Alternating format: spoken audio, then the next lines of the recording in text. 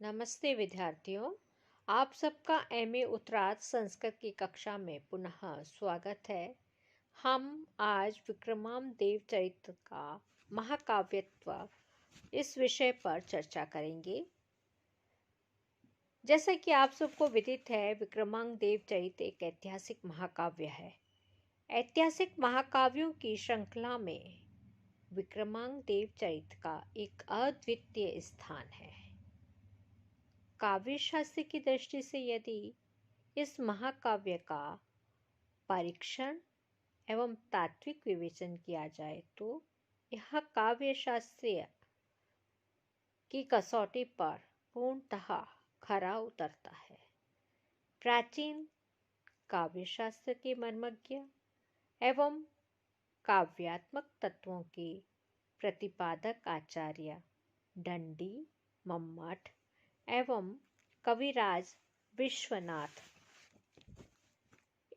आदि के द्वारा प्रतिपादित महाकाव्य के लक्षणों के अनुसार विक्रमांकदेव चरितम महाकाव्य की कोटि में सर्वाधिक परिगणित सिद्ध होती है। महाकाव्य के लक्षण की दृष्टि में उसमें वैशिष्ट्य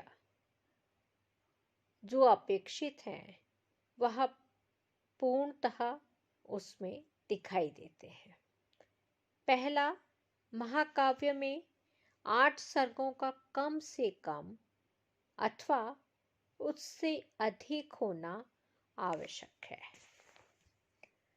सर्ग में न तो विशाल कायता हो और न न्यून कायता हो, अपितु युक्ति संगत वर्णन का विस्तार होना चाहिए। दूसरा, सर्ग के अंत में छंदों का परिवर्तन अत्यावश्यक है। वैसे तो संपूर्ण सर्ग में एक ही छंद का प्रयोग किया जाता है, किंतु सर्ग के अंत में छंद बदल देना चाहिए। महाकाव्य का मुख्य नायक कोई धीरोदात्त आदि गुणों से युक्त अथवा दिव्या क्षत्रिय कुलोत्पन्न राजा होना अपेक्षित है। चौथा, श्रृंगार, वीर अथवा शांत आदि रस में से किसी एक ही रस का अंगी रूप में परिपाक अपेक्षित है। अन्य रस गौण के रूप में प्रयुक्त होते हैं। पांचवा, सर्गांत में भावी कथा की सूचना होती है। छठा, नाटक की सभी पंच संधियों का विधान होता है। सातवां, इसमें कहीं खल आदि की निंदा तथा कहीं सज्जनों के गुणों का आख्यान करना अपेक्षित है। आठवां, प्रारंभ में नमस्कार आदि मंगलाचरण का विधान होता है। महाकाव्य के मध्य में संध्या, सूर्य, चंद्रमा, रात्रि, प्रदोष एवं अंधकार तथा बसंत आदि का प्राकृतिक वर्णन आवश्यक है।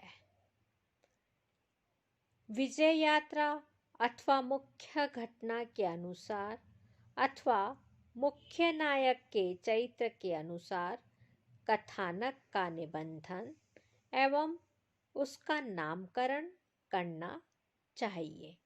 इस प्रकार काव्य शास्त्रीय नियमों का यथासंभव प्रयोग महाकाव्य के सृजन में नितांत अपेक्षित है।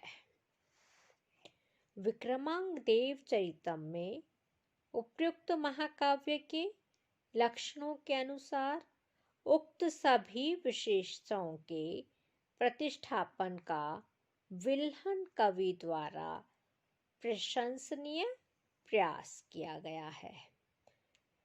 प्रस्तुत उपलब्ध महाकाव्य में 17 सर्ग हैं, जो महाकाव्य की अष्टसर्गात्मकता से कम नहीं अपितु अधिक ही है। अतः यह नियम इसमें यथोचित ही है। दूसरा, प्रत्येक सर्ग में एक सा ही छंद अंतिम पद्यों को छोड़कर प्रयोग किया गया है, जो कि कविराज विश्वनाथ के एक वृत्तमयी पद्येरवसाने अन्य वृत्तिकई के अनुसार समीचीन ही है। तीसरा, प्रस्तुत महाकाव्य का मुख्य नायक विक्रमांगदेव है, जो धीरोदात्त नायक के गुणों से युक्त है। मुख्य नायक की उदात्तता कवि के द्वारा यथोचित रूप में इस महाकाव्य में प्रतिष्ठित की गई है। चौथा, प्रस्तुत महाकाव्य का अंगिरस वीर है तथा अन्य श्रृंगार आदि इसके गौण या अंगभूत रस हैं, जो मुख्य रस के ही सहायक के रूप में वर्णित किए गए हैं।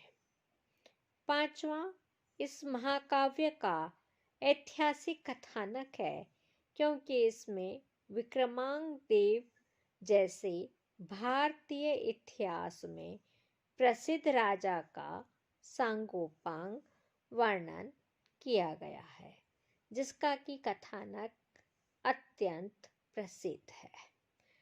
छठा, प्रस्तुत महाकाव्य में नाटकवत पंचसंधियों का समावेश किया गया है, क्योंकि बीज और प्रारंभ की अवस्था के रूप में इसमें प्रथम से तृतीय सर्ग तक मुख्य संधि एवं चतुर्थ सर्ग के कथानक में प्रतिमुख संधि तथा पंचम सर्ग के कथानक में गर्भ संधि और 15वें सर्ग के कथानक में विमर्श संधि अथच वर्तमान में उपलब्ध अंतिम सप्तदश सर्ग में निवृहण संधि अथवा उपसंहार प्रदर्शित किया गया है।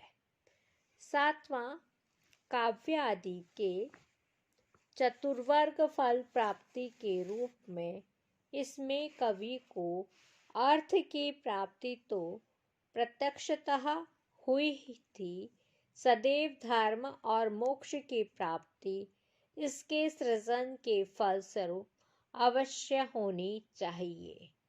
प्रस्तुत काव्य के आदि में मंगलात्मक विधान के रूप में प्रथम 10 पद्य कवि द्वारा रचे गए हैं, जो काव्य शास्त्र सम्मत ही हैं। इस महाकाव्य के मध्य के प्रातः संध्या आदि का प्राकृतिक चित्रण प्रदर्शित किया गया है। वह महाकाव्य के लक्षणोचित ही है। इसके मुख्य नायक विक्रमांगदेव के नाम पर ही महाकाव्य का नामकरण किया गया है। उपयुक्त सभी विधि निषेधात्मक लक्षणों की अनुसंगति इस महाकाव्य में महाकवि विल्हण के द्वारा यथासंभव प्रतिष्ठापित की गई है।